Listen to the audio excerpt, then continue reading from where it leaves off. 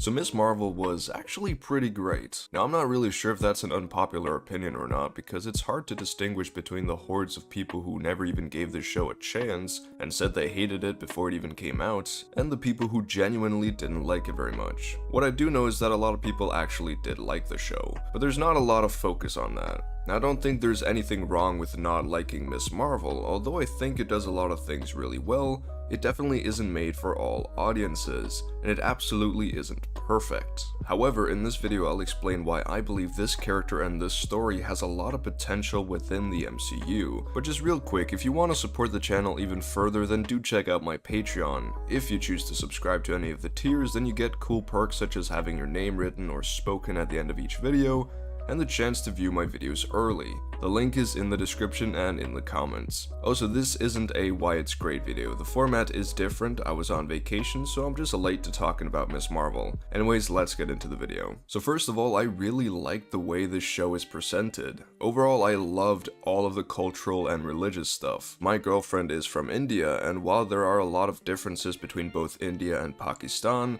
and Hinduism and Islam, there are still a lot of cultural similarities. So watching the dynamic Kamala has with her family, her religion, and all the people she interacts with was really interesting to me because it reminded me of visiting my girlfriend and her family, and being part of that dynamic too. My girlfriend loved these aspects too, and overall it's been amazing to hear people on the internet talking about how they see parts of themselves in Kamala and this story. They feel represented for the first time in a mainstream superhero property, and I think that's fantastic. And the cultural parts don't feel cheap either. They're incorporated in a very engaging way, and it's actually quite thoughtful. It's not just some cheap marketing tool where they show some traditional clothes and do a dance and then act like they've represented a whole culture. For example, I love the normalization of the phrase Allah Akbar, because sadly a lot of people associate that sentence with terrorism, which couldn't be further from what it actually stands for. The way all these people also feel like part of a community is just great. Religion and culture is so much more than just a set of rules to live by. It's a way of life, it's family, it's love. I've often criticized religion, but that's always to do with political decisions to take away people's rights, which isn't what most religion is about. I think religion and culture give meaning to a lot of people's lives, and that's truly amazing. I think Miss Marvel captures this wonderfully, but I am also an atheist Caucasian man, so let me know what you think down in the comments. Now going further with the presentation of this show, I think we should appreciate the style, the editing, and the camera work. A lot of MCU properties feel very much the same in terms of creative visions, at least with the technical aspects of filmmaking. However, this show is just really engaging. The way the camera moves, the way the surroundings are used, the way Kamala breaks the fourth wall on occasion, it just works really well and makes the show fun to watch. Now, Iman Vellani is probably the best part about the show. She is the perfect Miss Marvel. She's charismatic, her acting is great, and she's practically Kamala Khan in real life. She just brings so much joy and passion to the character, and I'm so excited to see her in future properties. But it's not just the main character that's great, most of the side characters are all great too.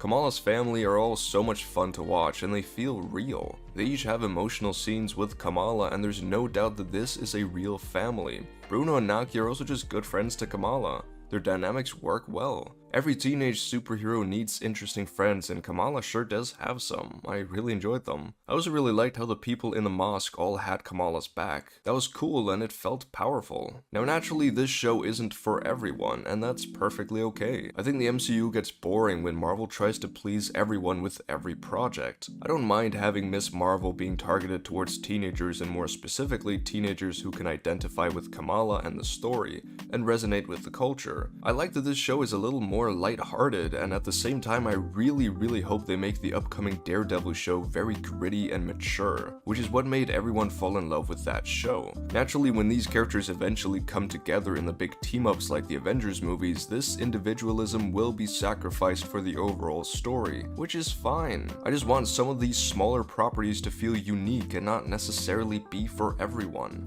That would also help prevent people from burning out with all the MCU content we're getting. I think a lot of people assumed that Miss Marvel was supposed to be something that all MCU fans would appreciate, but I don't think that's the case. If you didn't like it, then that's okay. There will be many other projects that you will enjoy, but let the people who like this show like it. Luckily, I have seen a lot of people who acknowledge that this show isn't for them, but can still appreciate the things that actually make the show quite good.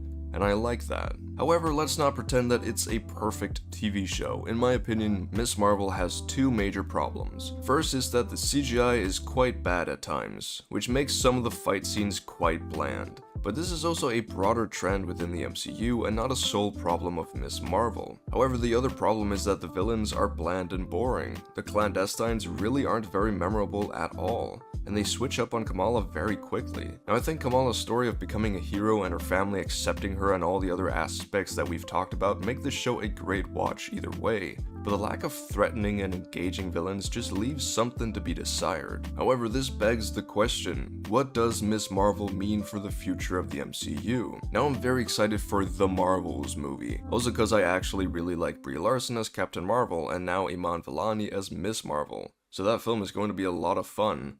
For me, I don't think too many people share my sentiment here. However, I'm also just very excited to see her reactions to meeting the other Avengers and superheroes. Although Phase 4 hasn't been too great in my opinion, it has still left me very excited to see some of these characters team up. Like, the possibilities are endless. Imagine Shang-Chi, Yelena, and Bucky teaming up, or Ms. Marvel, Captain Marvel, and Thor, or Ant-Man, Daredevil, and Steven with a V. Like, the potential is just immense, and I'm really looking forward to seeing what they do in the future of the MCU. My only hope is that they give the people making these properties more time. Like, they must realize that the CGI is failing more frequently, and that fans are getting upset at this. I hope they take this backlash that they're receiving and give the visual effects artists the time they need to make these properties to the standards that we all expect. But yes, overall, I'm optimistic about the future of the MCU. But what do you think? What are your takes on Ms. Marvel and on Phase 4 of the MCU? Let's start a conversation down below. I also want to thank my lovely Patreons, which includes our turf captain Ben Joseph. Again, the link to my Patreon is down below, but other than that, I hope you all have a wonderful day. Stay safe and peace out.